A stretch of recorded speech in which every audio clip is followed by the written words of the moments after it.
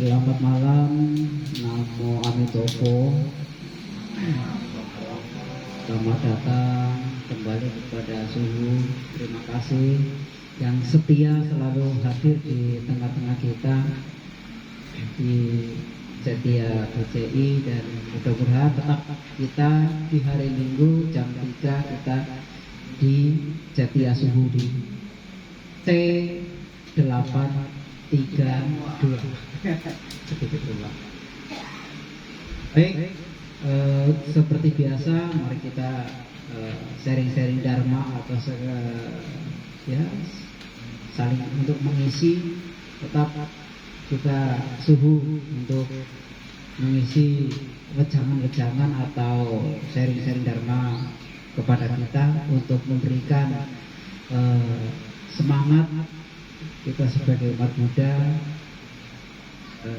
Setidaknya kita diberikan siraman-siraman rohani atau pencerahan.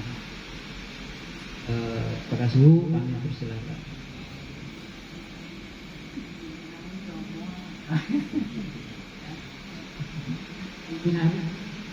Suhu pun kayaknya sepertinya udah mau sakit ya. Jadi mohon maaf, Suhu serahkan kepada Romo. Berapa hari ini Suhu memang ngantuk, jadi kasih obat, tak obat apa yang dikasih tak tahu. Jadi moga-moga cepat sembuh. Ini hari Suhu serahkan, kasih Romo dulu karena otak Suhu lagi. Oke, Romo.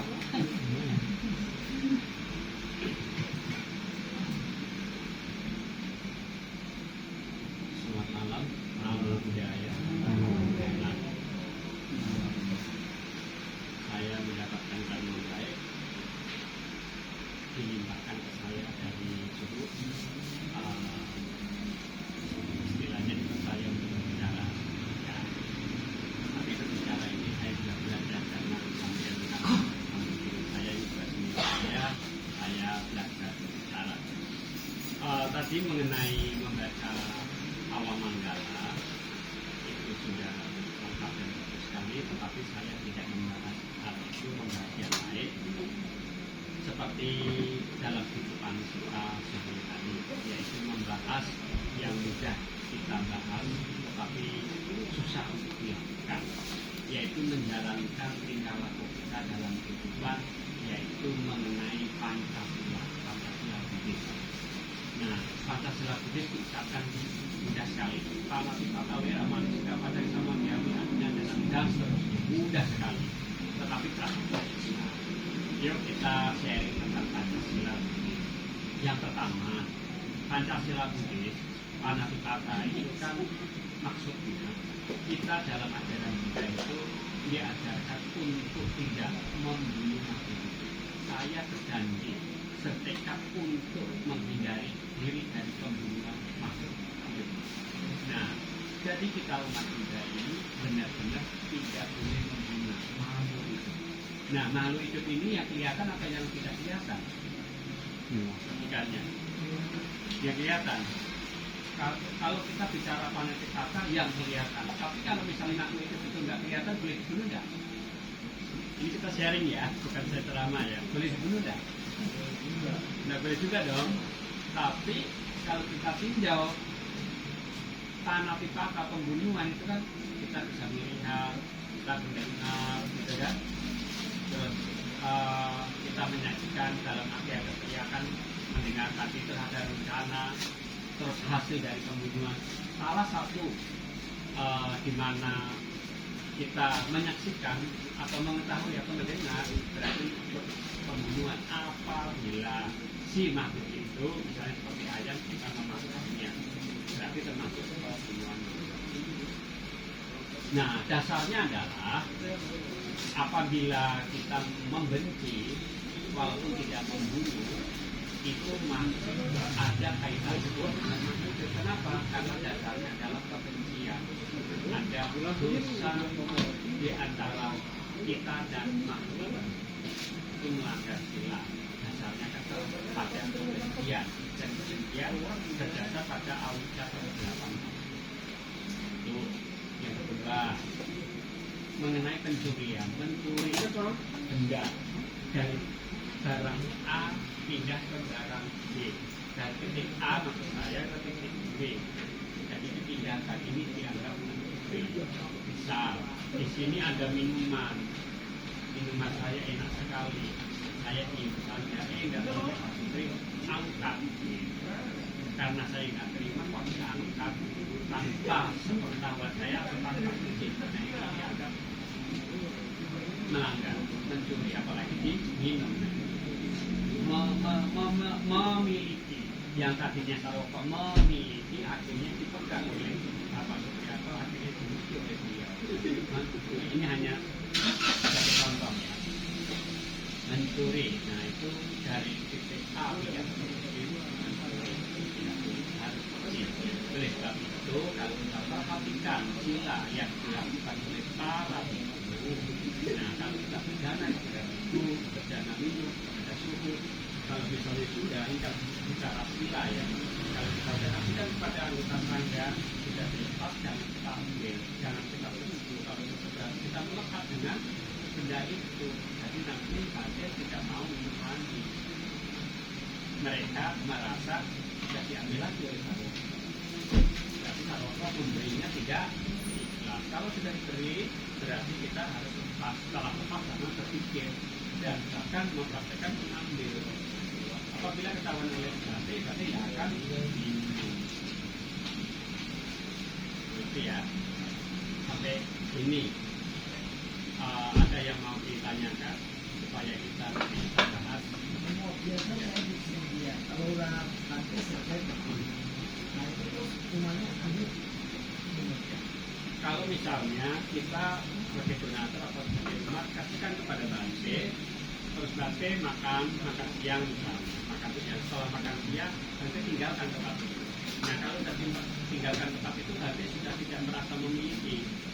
Para umat atau donatur boleh ambil, karena itu pemilik siapa? Milik wihara, milik kita semua yang kecuali Bante tetap masuk di situ kita ambil, berarti kita yang tidak punya etika.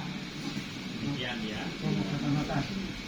Biasanya juga kalau pada selesai makan, biasanya pada mempersilakan umat, silakan umat dimakan, silakan. Ya, Pertanyaannya bukan meneruskan tadi. Meneruskan. Ya tentu. Apabila misalnya saya ganti, saya udah makan, kepada bapak ibu silakan makan. Itu diserahkan kepada umat tadi ya apa. Tapi pada waktu ganti makan di 15 menit misalnya pertengahan, nah itu milik ganti. Karena kita sudah makan ganti.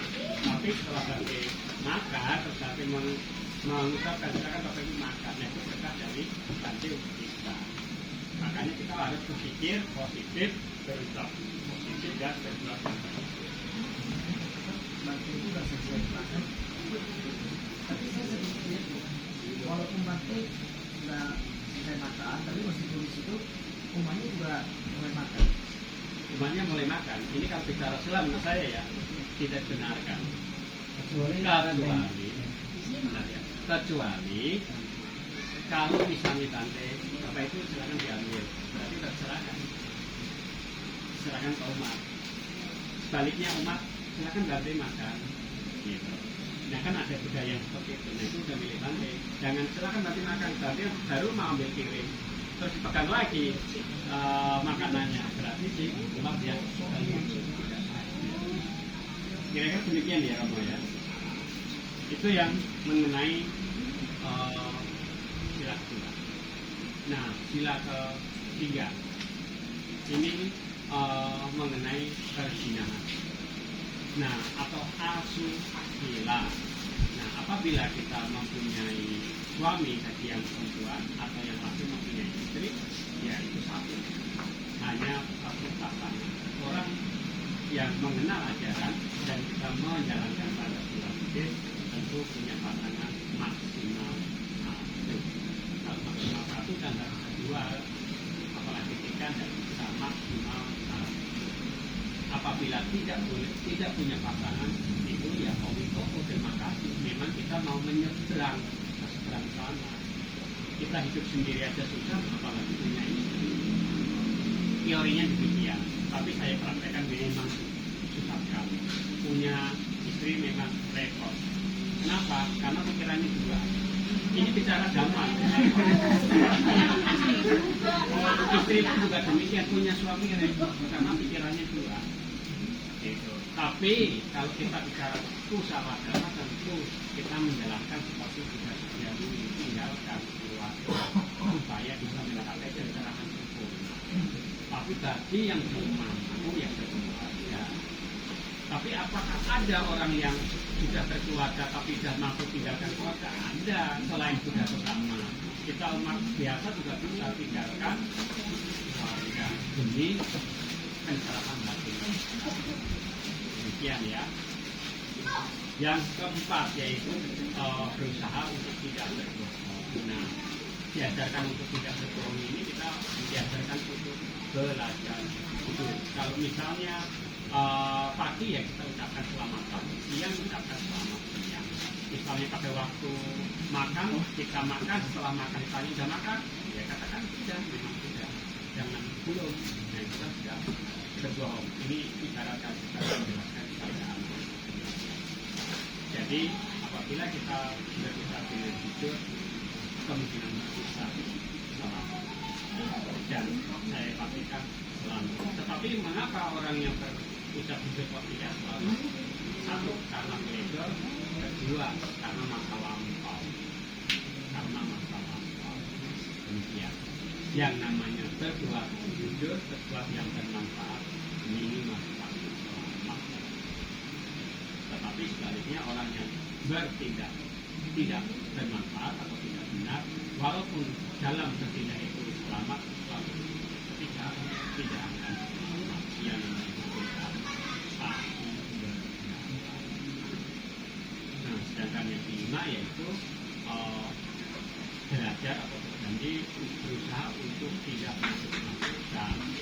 Nah, kadang-kadang hidup dengan konsentrasi, punya pengertian yang benar, punya pikiran yang benar, punya benar dan punya nah, jadi dari Pancasila itu apabila kita bisa melakukan dengan benar di kehidupan akan mendatang, kita akan terlahir di alam manusia minimal akan bisa terlahir di alam manusia. Demikian ya. Oke, sampai sini. Apabila ada yang mau ditanyakan kita bisa musyawarah saja. Tapi musyawarah bukan sifatnya akad ya. Tapi musyawarah ini berbicara nyari solusi mana yang benar. Karena kita bisa mencari kebenaran tapi mencari kebenaran. Kan kalau di rumah kan kita ada seperti karena malam kita minum itu semua silakan. Kalau kita lihat minum-minuman keras yang memabukkan, melanggar silakan enggak? Kalau menurut saya tidak melanggar. Kenapa tidak melanggar? Yang dikatakan melanggar bukan minumnya, tetapi kehilangan konsentrasi. Misal saya minum minuman keras satu atau bilang 2 botol, nggak apa-apa. Boleh nggak? Boleh saja, nggak apa-apa. Tapi apabila kita sebaliknya hanya minum Coca-Cola malah mabuk, nah itu memang melanggar sila. Mabuknya itu yang melanggar sila. Mentang-mentang Coca-Cola murah, saya minum 1 botol, motor goyang.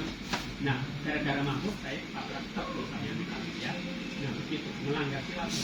Nah, salah satu melanggar sila walaupun tidak minum minuman keras, hanya minum Coca-Cola atau minum cendol, tabrak truk, saya terlahir di alam neraka. Kok bisa? Kan baik kalau ya baik di wihara, tapi keluar dari wihara tabrak truk kan tidak baik. Tidak konsentrasi, goyang naik motornya tabrak truk masuk neraka. Hati-hati, makanya kita benar-benar konsentrasi dalam kalau ajaran muda itu kita biasakan untuk hidup bersama. Oke, ada lagi kalau tidak saya tambah.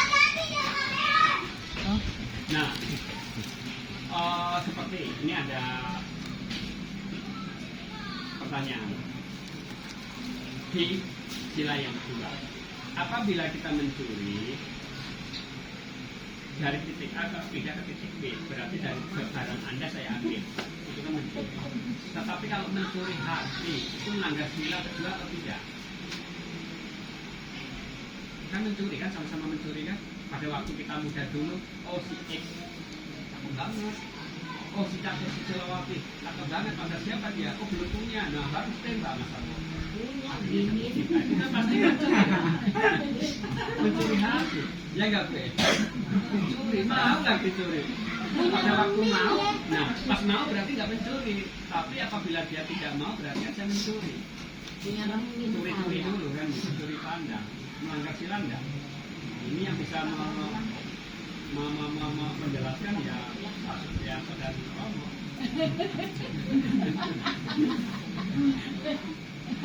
Satu pertanyaan, ya, hanya saya yang bisa menjawab. Saya mewakilkan umat. Ini kaitan dengan benda. Iya. Kalau pencurian itu biasanya berkaitan dengan kalau berkaitan dengan mati. Iya. Karena kan melihat, mendengar. Kalau berkaitan dengan benda, misalkan gue ini saya, seperti tadi yang Romo jelaskan, kalau Yanto Supriyanto nggak ambil, ya apa namanya sampai termasuk. Cuman kalau nyuri hati nggak ada kaitannya. Bukan, ya, nggak ada hati dicuri. Kan? Itu kan hanya istilah. Cuman ini kaitannya dengan benda. Kecuali orangnya dicuri. Kecuali yang mencuri orang. Kalau kita bicara tradisi lampau, misalnya saya mau menikah dengan cewek aku, itu jangan selama 3 bulan itu tradisi. Kalau nggak dicuri nggak boleh, harus itu. Berarti itu bukan pencurian. Tapi ya itu bukan pencurian. Tradisi. Satu, keduanya memang bahasanya bahasa tradisi satu dicuri. Cuman pada waktu mau mencuri si laki itu kan membuat surat. Bapak, ibu, calon mertua, gitu, atau mungkin tante, gitu, dan seterusnya bahwa anakmu saya bawa sampai 3 bulan. Nah itu pun suratnya juga harus disembunyikan di bawah kasur atau di emperan atau di pojok rumah. Dan orang tua itu nyari-nyari surat mungkin 1 atau 2 minggu kemudian baru ketemu ini surat bahwa anak saya akan dinikah oleh si penjaga yang ada di sana. Itu ceritanya. Cuman apakah sekarang masih ada? Masih saya nanya sama teman saya orang masih demikian. Cuman enggak sekuat zaman dulu. Kalau zaman sekarang paling dibawa paling 1 atau 2 minggu, jangan 3 bulan. 3 bulan bahaya masalahnya. Penanaman saham cepat sekali gitu. Nanti takutnya melanggar sila. Gitu ya. Nah ini satu itu. Terus selanjutnya. Ini sharing ya. Karena nggak ada yang nanya, saya malah yang bertanya. Kalau ini sila ketiga, kalau sila ketiga itu melanggar sila, misal si Budi dan si Wati, apabila si Budi dan si Wati ini sudah dalam arti suami istri yang besar, si Budi ini mencari pasangan atau mencari pacar lagi, mau itu istrinya orang atau belum punya istri, melanggar sila ya Romo ya. Iya, tetap melanggar ya, luar biasa. Saya nanya ini, tetapi pertanyaan saya adalah ini yang sangat berbahaya. Si suami itu enggak mencari perempuan, tapi malah gandengan sama laki. Kenapa? Supaya tidak diketahui oleh istri. Nah, karena si suami ini tanda kutip sukanya bukan sama perempuan malah sama laki. Kalau di rumah sama istri, kalau di luar sama laki, itu bagaimana? Melanggar sila enggak? Melanggar.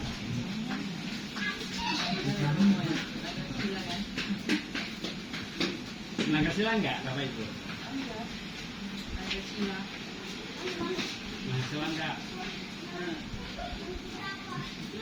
Kalau dari logika melanggar sila. Melanggar ya? Boleh nggak kalau saya katakan tidak melanggar sila? Nggak boleh. Kalau saya, ini ibarat saya ya, Nah. kalau saya membawa perempuan, ketahuan istri tidak ketahuan istri, mau tahu atau tidak tahu, itu melanggar sila. Tapi kalau saya membawa laki-laki dalam arti jatuh cinta loh.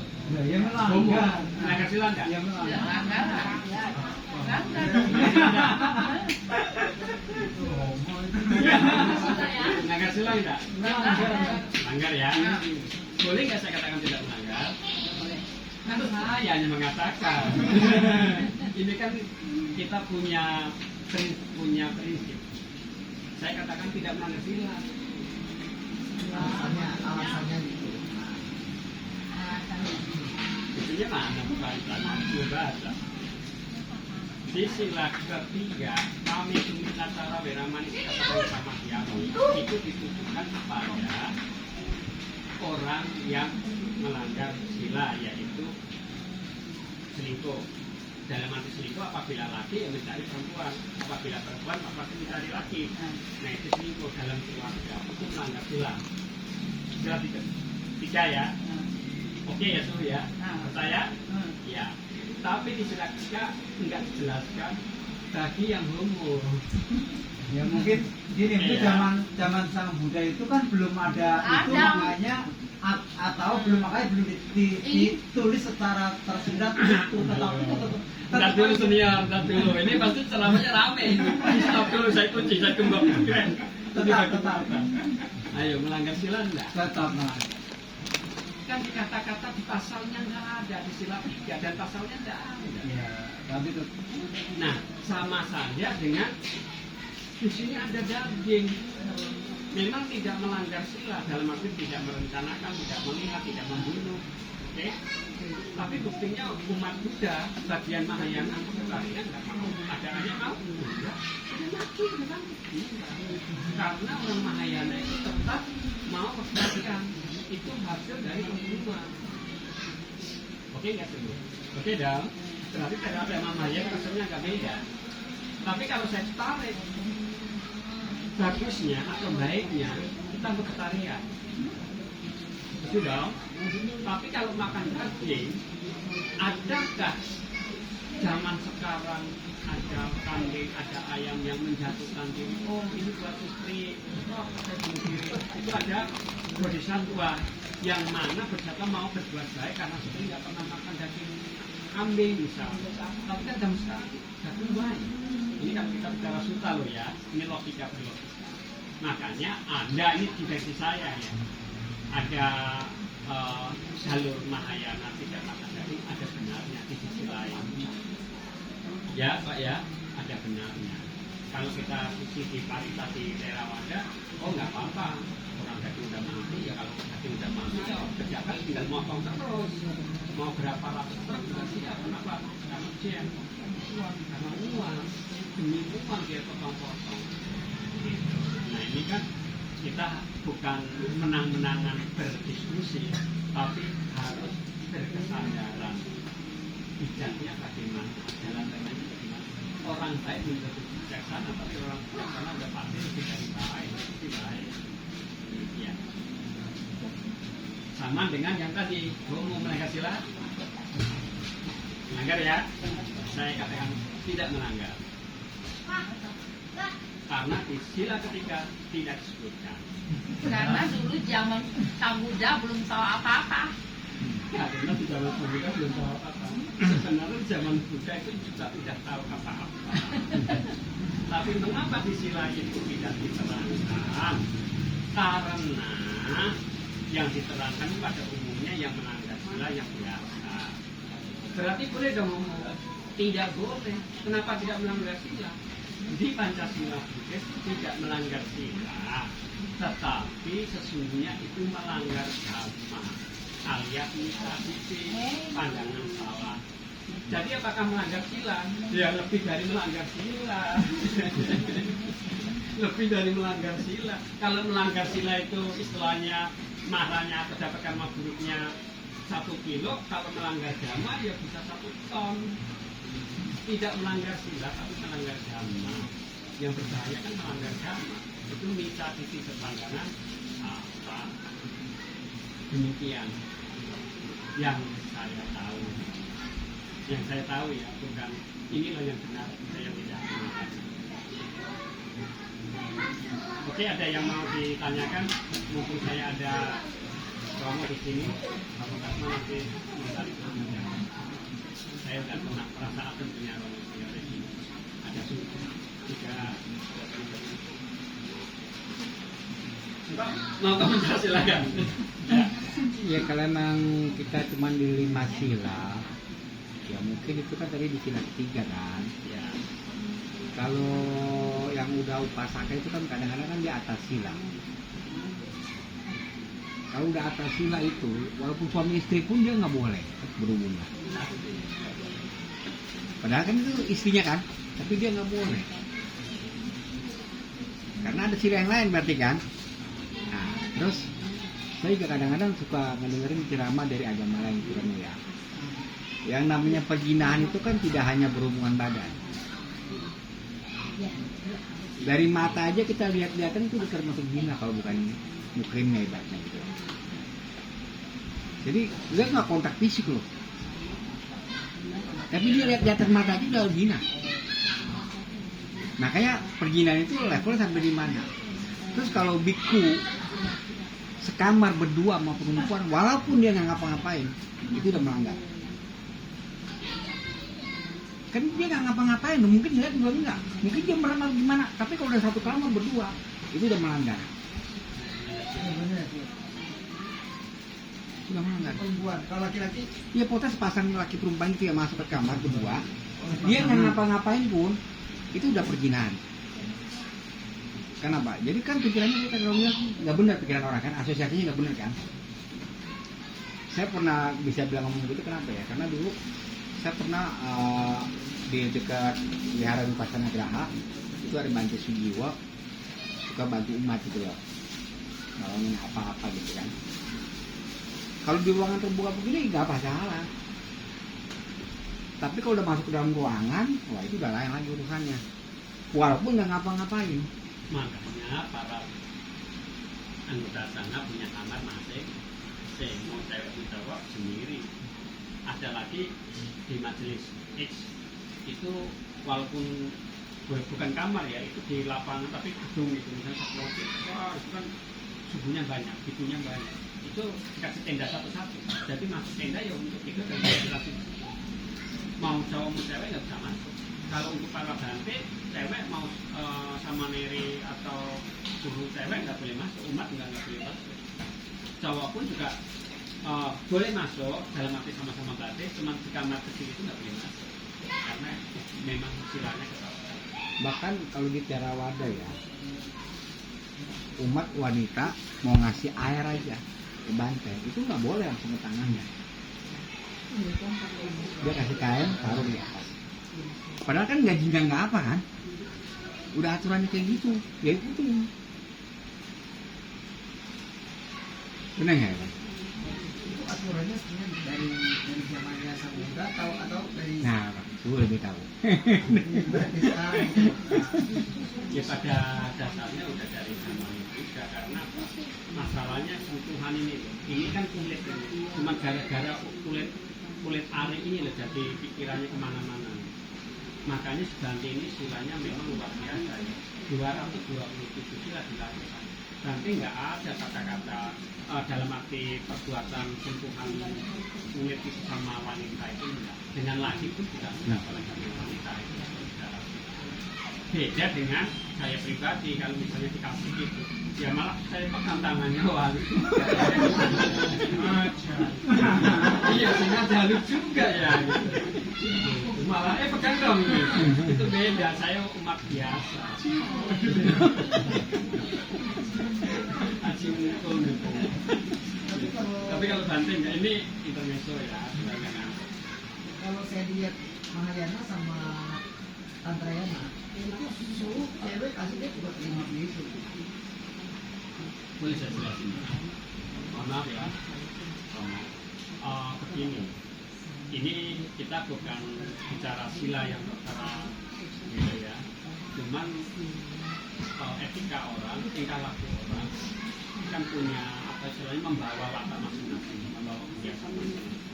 Sekarang tidak usah jauh-jauh, misalnya saya ganti, terus ada perempuan yang ngasih, kalau itu gini aja, memang tidak melanggar sila, tapi si ganti ini apabila pikirannya hanya lihat jarinya perempuan aja udah nafsu, sudah tetap melanggar sila. Menurut saya ya, gitu. Sama dengan tadi mencuri hati. Memang dalam sila tadi kan yang dijelaskan berbentuk benda. Tapi kalau kita secara spiritual, iya saya nggak mencuri, tapi hatinya si catur ini tetap saya ikut dari istri saya. Ini secara spiritual ya. Ngeri, ini bukan bicara kalau pada kutip ya, bukan bicara terawat ya, bicara tantra. Kalau tantra ini udah mainnya mistik semua. Misal amit-amit, oh saya mau punya istri 8, jangan 8, 28 juga bisa, tergantung makranya gitu. Mencari istri gampang gitu, tapi apakah dengan cara gampang itu kita lakukan? Kan bahaya, kita kan langsung kalau masalahnya nyari kayak gitu mudah, bahkan cewek nyari suami juga lebih dari itu gampang. Masalahnya tanggung jawabnya hukum karma ini yang makanya kita belajar dhamma ini dhamma yang mana?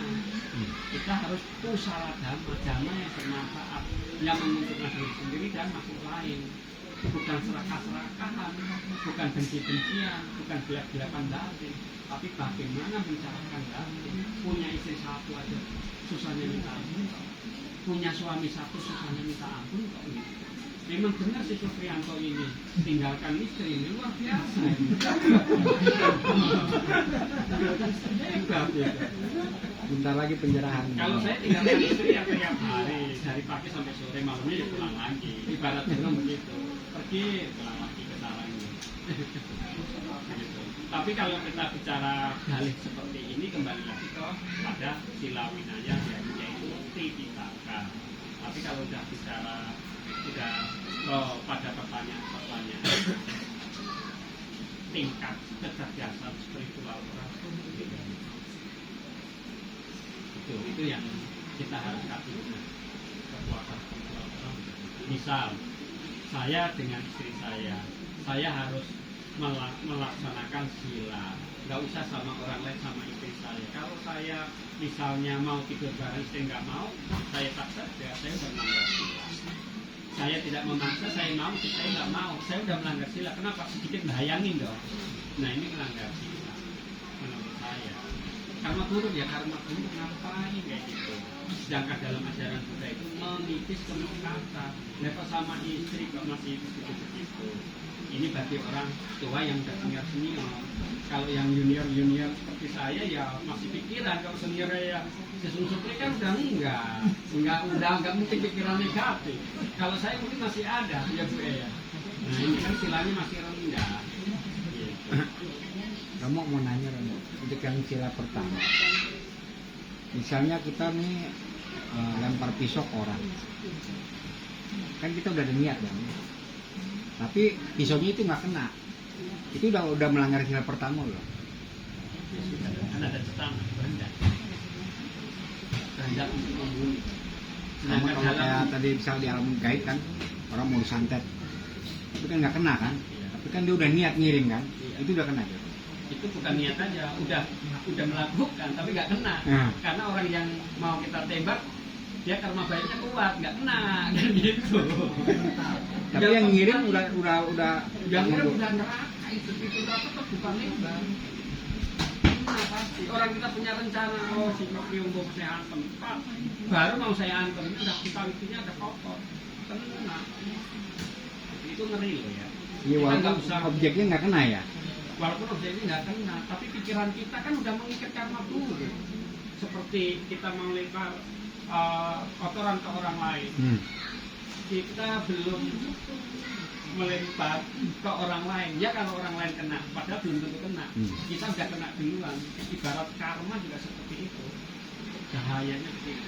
Jadi rugi sekali kalau kita berpikir negatif. Pokoknya kita berpikir positif aja.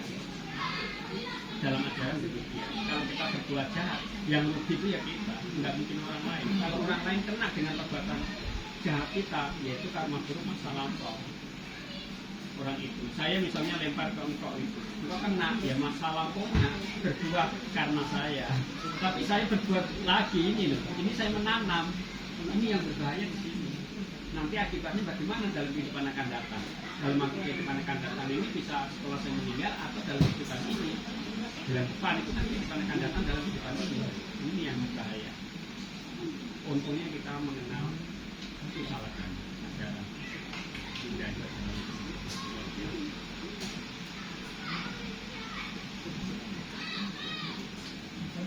bedanya kalau antara sama Mahayana itu kalau cewek kasih ke suhu laki-laki suruhnya langsung terima langsung. Nah kenapa Theravada?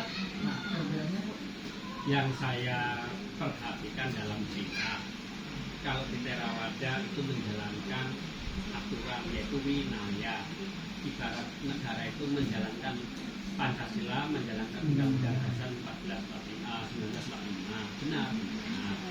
Tapi ada yang seperti Tantraya, ambil misalnya Sarwoto, misalnya suhu Sarwoto ambil minum, itu kan satu kesepakatan keduanya. Misalnya si perempuan itu Sarwoto ambil minum, gimana aja nggak apa-apa kok, tergantung pikirannya, sama-sama setuju, sama-sama oke.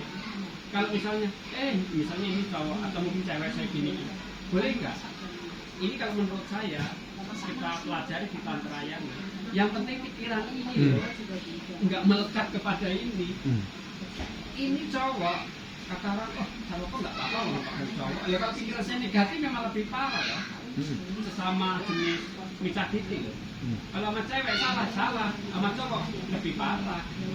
Makanya ibu itu kalau melihat laki-laki sama cowok bukan berarti tenang aja, malah berbahaya. Awasin tuh si cowok ya. Dan sebaliknya si cowok itu awasin si perempuan itu. Mentang-mentang sama cewek lain aman-aman aja bunuh. Kalau kita mencari salahnya, tapi kembali lagi kita positive thinking, mau berbuat apa aja bodo amat, yang penting kita berbuat yang positif. Pikiran kata dan itu biasa aja di Tantrayana dalam ajaran prakteknya bahwa mau menolong wanita yang tadi bagaimana, tolong aja. Itu kan ajaran tantra, ajaran batin. Di Dante juga demikian kan, di waktu zaman Buddha pertama mati. Jadi kalau waktu menolong, tolong aja. Walaupun ganti yang lain mengatakan, loh itu kan melanggar sila. Jangan katakan melanggar sila, kelamaan ini wanita kan tenggelam di mana ini, di kolam. Tarik aja, tak masalah. Gitu. Masalah nanti dipitnah orang, dituduh orang, dua-dua ini bicaranya adalah penyelamatan. Begitu, itulah hebatnya ajaran. Jadi kita jangan apa-apa, melanggar sila. Justru kita berbicara teori melanggar sila, sesungguhnya kita itu terikat oleh sila, malah nggak bebas. Kita masih terikat pada peraturan. Ibarat seperti ini. Saya kita naik motor, lampu hijau memang jalan, tapi pada waktu itu lampu hijau, pada waktu di perapatan itu macet ya jangan ngegas, nabrak kontainer.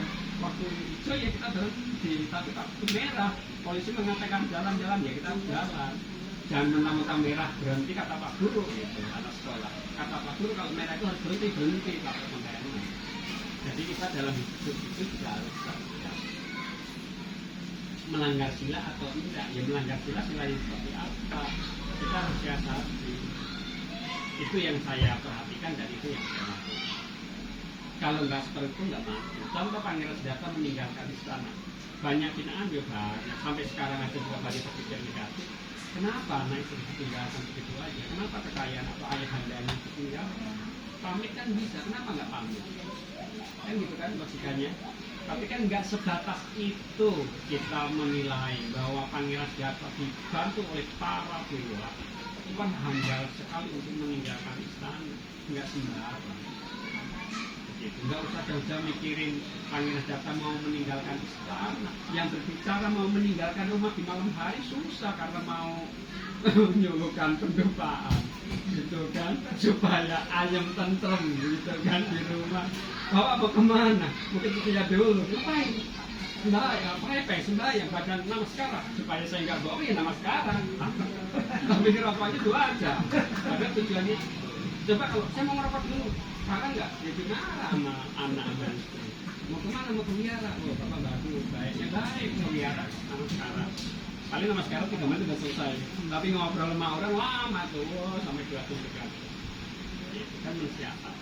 Boleh nggak? Ya menurut saya boleh, walaupun menurut orang rumah nggak boleh. Itu kan kita bicara kebenaran bukan kebenaran mutlak. Kalau kebenaran mutlak ya semua kesinyataan untuk kebenaran asal kata nama seperti itu.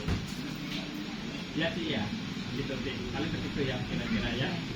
Ya. Nanti kalau misalnya nggak nyambung apa yang kita bicarakan, kita serahkan sama Romo Kasma.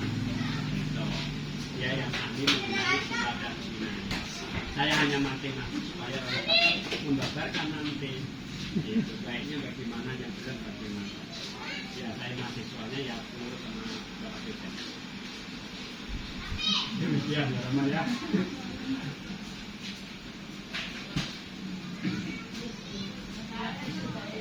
Sambil dimakan kuenya. Ini acaranya sudah diberikan seperti yang sudah acara minum, acara kita diskusi. Nah, kita banyak-banyak yaitu juga ada manfaatnya, yaitu kita bergaul dengan orang yang tepat, kalau yang kita sama-sama saja, sama sila, sama saga, gitu kan. Jadi semuanya bagus. Coba kalau setiap malam seperti ini kan asik, bukan menurunkan sila, tapi menaikkan sila kita. Kita belajar sila, sama-sama kita lakukan kan pertama dari sekarang. Karena yang kita bahas adalah tingkah laku yang baik dan itu ya.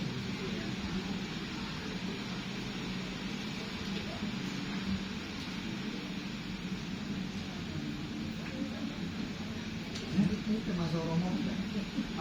Pada dasarnya orang yang sudah menikah itu tadi Romo, itu juga Romo.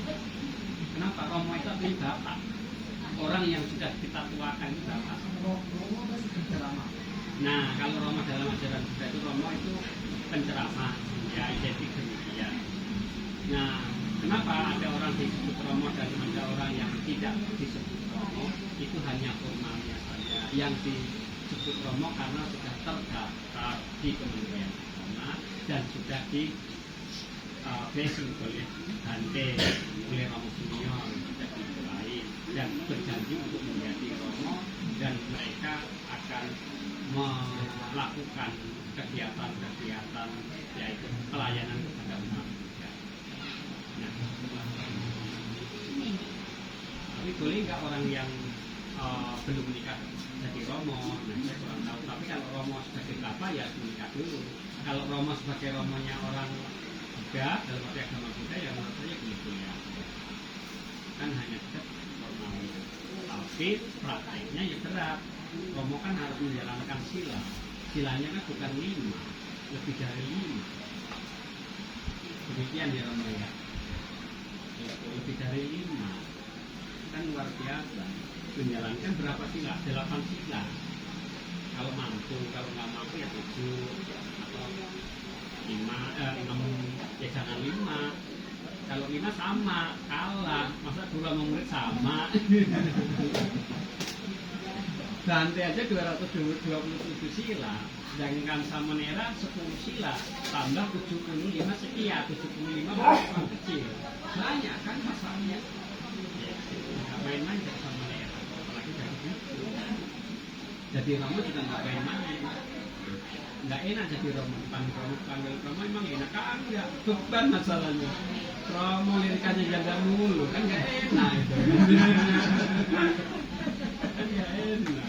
Mungkin jadi orang biasa. Plus anak muda. Oh Mas Wisato. Lihat saya. Iya. Orang Mas Wisato menikah ya boleh. Kalau orang mau supri, lihatin apa tuh? Kan nggak enak. Kok melanggar sila?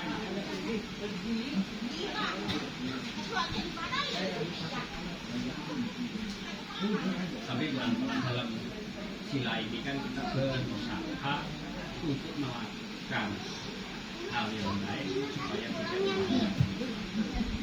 Kita kan tidak jadi alias bersumpah karena makanya itu melanggar. Kalau saya bersumpah itu tidak membunuh, tentu orang budaya pasti tahunya. Kalau saya secara ilmu kami, kalau mengenai sila pertama ya harus diketahui mana ada kita makan daging itu bukan hasil pembunuhan, tapi hasil pembunuhan. Ini kan zaman modern, kecuali zaman Buddha. Oh, ada tikus jatuh dari gunung, mati deh kita makan. Makan ayam jatuh dari pohon atau dari mana, dari kandang jatuh mati, terus kita potong, kita makan. Zaman dulu boleh, zaman sekarang nggak mau. Apa itu ayamnya satu tadi mati sendiri, yuk kita potong, enggak usah mati. Ya kan? Iya, itu harus bangkai. Padahal dia bangkai. Justru menurut ajaran Buddha itu yang kita makan kan bangkai. Coba orang-orang kalau misalnya kita mau benar-benar nggak melanggar sila pertama, yang kita makan dia bangkai. Nungguin aja jam kita kapan mati. Ya nggak mati. Akhirnya motong. Karena kita tanda kutip ya, karena kita sedikit mensiasati alias munafik.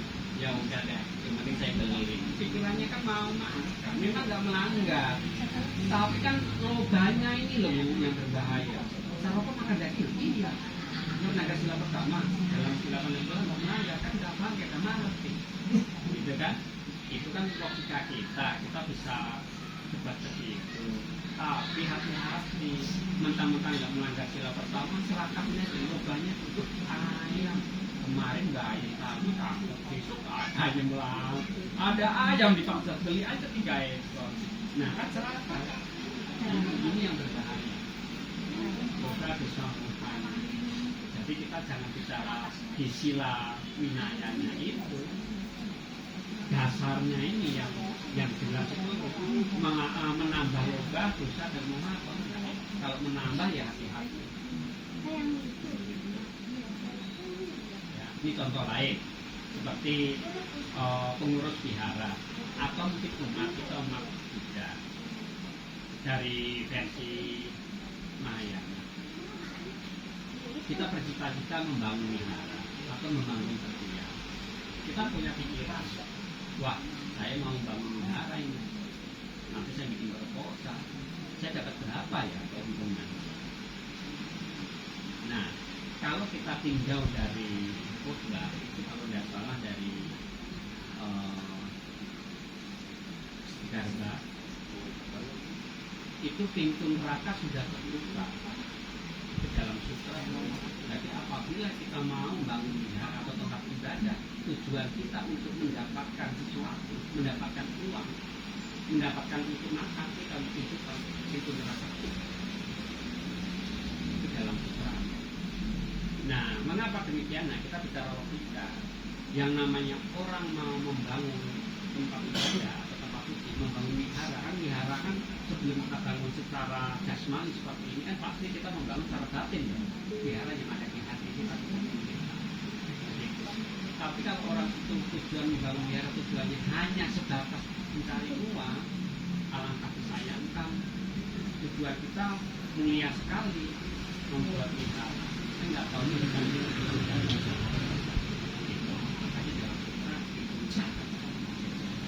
itu selesai pasti akan karena kesalahan dasarnya apa?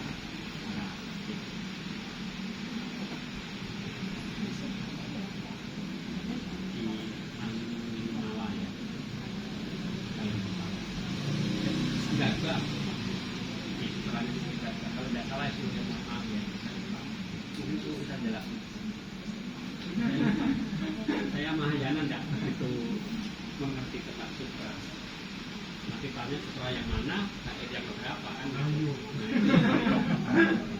Harus jeli. Makanya ya sebelum ngomong ya mohon maaf jangan diserang. Kalau serang nanti gitu. Tapi kalau sila Pancasila Buddhis, tapi sebenarnya saya siap diserang gitu. Tentang antara rumun dan tidak itu. Karena ilmu itu saya sudah dapatkan waktu saya kuliah. Teman Bukima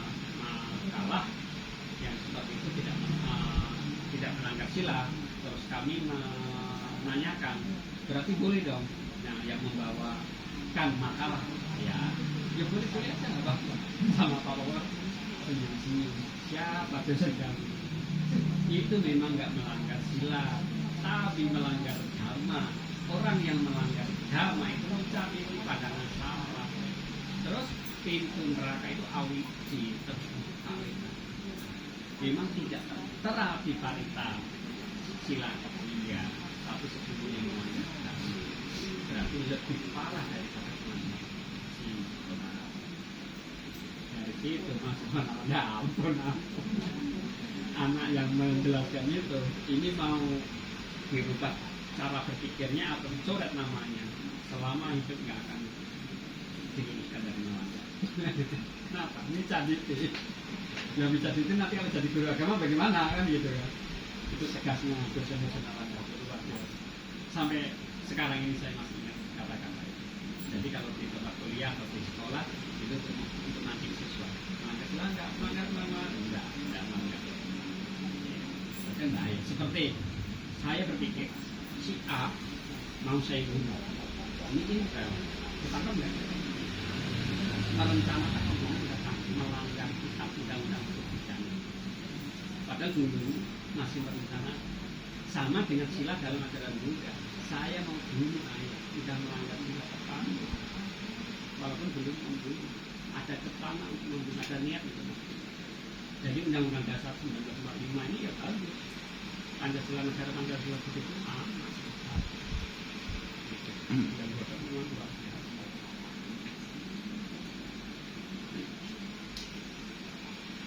Berarti nggak boleh cerita. Kalau di bahasa Indonesia bilang apa? Ini wo saya punya, ini saya punya. Makanya mau dihapus sama ini bukan saya punya. Kalau kita bisa tidak merekat caranya Jangan seperti kita ada keinginan misalnya saya mau barang ini tapi saya mau sampai dapat itu kan berarti kita serahkan juga. Kalau di bahasa kayak kan kan serahkan. Nanti kalau udah dapat kan berarti melekatan. Nah itu bahaya.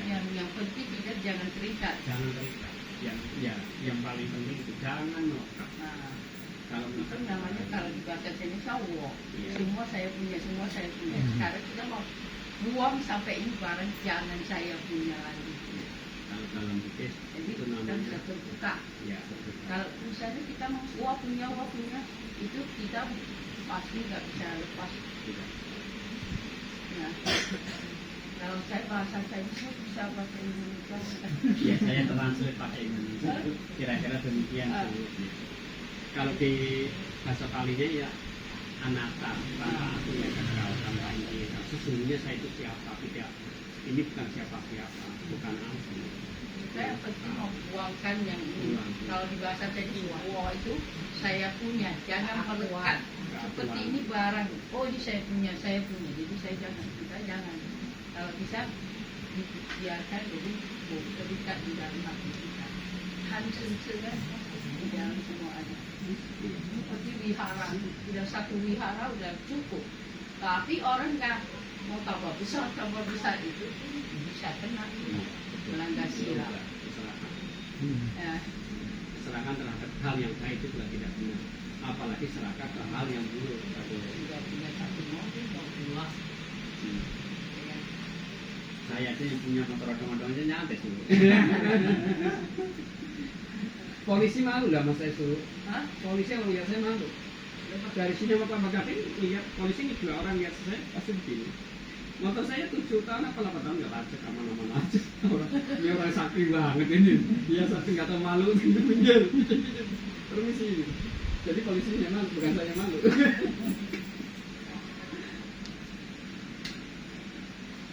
Ada cerita. Ini cerita